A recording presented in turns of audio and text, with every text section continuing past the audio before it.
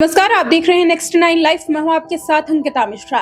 इंदौर के राजा रघुवंशी मामले में जो लगातार अपडेट सामने आ रही है वो सोनम और साथ ही राजा के परिवार वाले के लिए काफी ज्यादा चुनौती वाली है। सबसे पहले राजा की तरफ से बताते हैं कि आखिर जो परिवार है वो क्या आरोप लगा रहा है।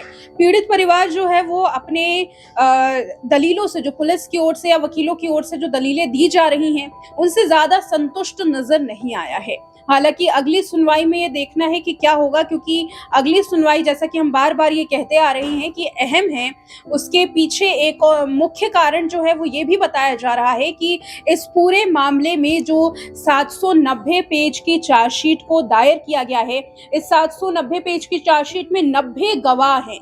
जी हाँ, 90 गवाह जो अहम है, और सोनम रघुवंशी की जमानत भी इसी वजह से नहीं हुई क्योंकि इन 90 गवाहों को वो कहीं ना कहीं से प्रभावित कर सकती थी। जो शख्स, जो इंसान, जो महिला इतनी बड़ी साजिश को रच सकता है अपने प्रेमी के साथ, आखिर वो क्यों ना गवाहों को प्रभावित कर सके। यही दलीलें जो है वो कोर्ट में दी गई और कोर्ट ने भी इसे माना कि सोनम का बाहर निकलना फिलहाल आसान नहीं है और निकलना भी नहीं चाहिए। इस पूरे केस में ट्रायल होना बाकी है और ट्रायल जो है आगे आने वाले दिनों में किया जाएगा। अब सबसे पहले ये जानते हैं कि आखिर वो 90 गवाह कौन है जिसको पुलिस ने एक चश्मदीद गवाह के तौर पर कोर्ट में दिखाने का फैसला लिया है, क्योंकि अगली जब भी सुनवाई होगी ये जो गवाह हैं वो कोर्ट में जरूर जाएंगे। इससे सबसे पहले समझना जरूरी है कि आखिर ये पूरी जो कहानी है शुरू कहाँ से हुई। जब से ये कहानी शुरू हुई है, उन तमाम लोग जो सोनम से मिल चुके हैं, राजा रघुवंशी से मिल चुके हैं, वो सारे लोग इस केस में गवाह हैं।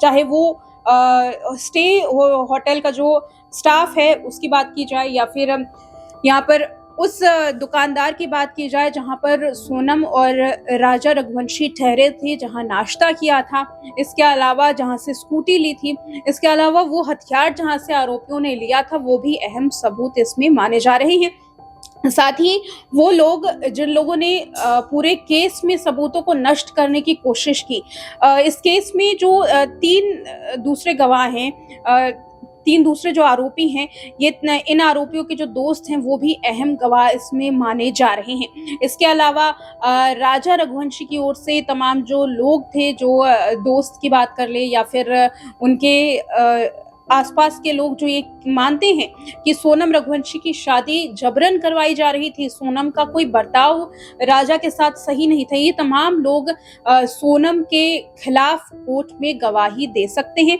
और इसी वजह से ये जो अहम 90 गवाह हैं, इनकी सुरक्षा पुलिस को करनी ही होगी। इस पूरे मामले में आखिर पुलिस का क्या पक्ष सामने आया है, क्योंकि जो सरकारी वकील हैं सोनम की ओर से, जो 5 आरोपियों की ओर से जो वकील कोर्ट की ओर से दिए गए हैं, उनका कहना है कि जो चार्जशीट है वो गलत बनाई गई है, चार्जशीट में बहुत सारी गलतियां हैं और इन गलतियों से जल्द ही वो पर्दा उठाएंगे।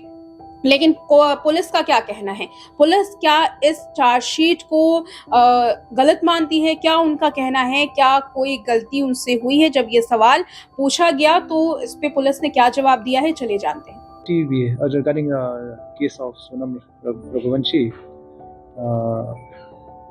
their bail has been moved and all that, but it has been refixed for Friday. Documents have been given to the defense. And another development is a special public prosecutor, Shri Keshav Gautam, has been appointed, and he will handle the case for the prosecution. So, with him being the special public prosecutor, probably our case will move ahead. That will depend on the court.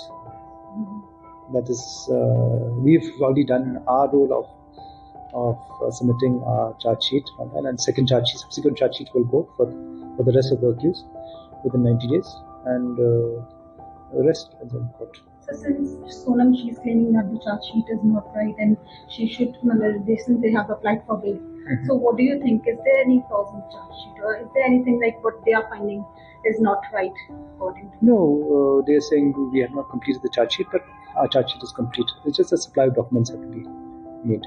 Okay, so is this the reason they are asking for the bail, like on this ground? Yeah, I don't know. Probably they are thinking of that. Because we'll be splitting